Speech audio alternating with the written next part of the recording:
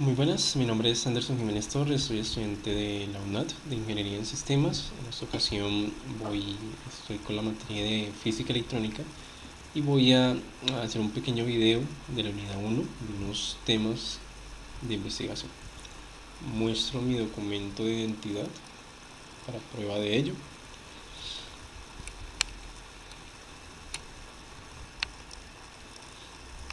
Y comienzo a exponer el primer tema. Carga eléctrica. La carga eléctrica es una propiedad física intrínseca de algunas partículas subatómicas que se manifiestan mediante fuerzas de atracción y repulsión, entre ellas a través de campos electromagnéticos. Este término de carga eléctrica simplemente es es denominado como electromagnética entre las cargas positivas y negativas. Como podemos ver en la imagen, existen cargas negativas, cargas positivas, y las cargas negativas sencillamente se repelen entre sí, al igual que las positivas. Esto es un principio básico de que las cargas iguales se repelen, mientras que las cargas opuestas se atraen. Desde el punto de vista del modelo normal, la carga eléctrica es una medida de la capacidad que posee una partícula para intercambiar fotones. Corriente eléctrica. La corriente eléctrica, como su nombre lo indica, es el flujo de carga eléctrica que se recorre en un material. También se puede definir como las partículas, denominadas electrones o iones, que se mueven en un aparato conductor en un espacio.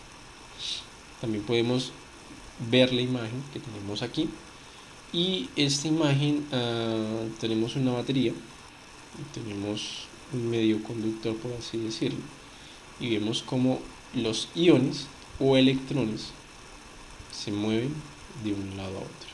Entonces la corriente eléctrica es nada más el movimiento o flujo de partículas de un lado a otro. ¿Qué es la tensión? La tensión eléctrica o diferencia de potencia es una magnitud física que cuantifica la diferencia de potencial eléctrico entre dos puntos. Es decir, es el voltaje con el que la electricidad pasa de un cuerpo a otro. Por eso se denomina voltaje.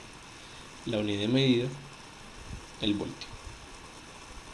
Entonces, ya hemos visto que existen cargas positivas, cargas negativas, que hay una corriente eléctrica, como vimos, que es cómo los electrones se mueven en algún medio, y hay alguna manera de poder medir eso.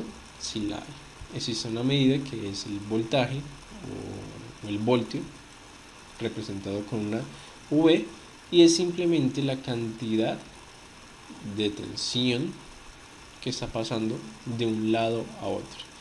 Lo podemos medir con el voltio, ¿sí?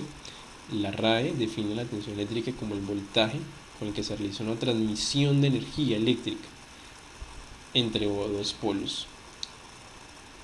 Entonces, la transmisión de energía la definimos como tensión y es representada por el voltio. Y la potencia eléctrica es la proporción por unidad de tiempo o ritmo con el cual la energía eléctrica es transferida por un circuito eléctrico, es decir, la cantidad de energía eléctrica entregada o absorbida por un elemento en un momento determinado. Entonces ya vimos que hay una tensión, cómo podemos medirla, y eso es por el voltio, pero ya la potencia eléctrica pues la representamos, o más bien la medimos, por unidades de tiempo. Entonces tenemos la tensión con el voltio, pero podemos medir la potencia en unidades de tiempo. Entre más potencia haya, significa que hay más voltaje pasando en un corto tiempo, ¿sí? Entonces, el tiempo del voltaje, podemos obtener la potencia eléctrica. Y por último, tenemos las preguntas problema. Para esta ocasión teníamos dos. En el análisis de corriente directa, ¿por qué es necesario que la tensión tenga signos? Entonces, la respuesta es: necesitamos una forma sencilla y ampliamente entendida para referirnos a los voltajes. y el corriente en un circuito. El propósito de la convención del signo desarrollada es definir lo que queremos decir por voltajes y corrientes positivos y negativos. Simplemente es para poder identificar cuáles son positivos y negativos. ¿Y qué pasa con las direcciones de las corrientes si se convierte la polaridad de la fuente? Si se invierten, perdón. ¿Qué pasa con las direcciones de las corrientes si se invierte la polaridad de la fuente? La inversión de la polaridad de la fuente dará lugar a un cambio de signo de la tensión en el dispositivo alimentado. La magnitud de la tensión sigue siendo la misma. Sin embargo, si la polaridad de la batería se invierte, será medido un voltaje negativo. Eso es todo, muchas gracias.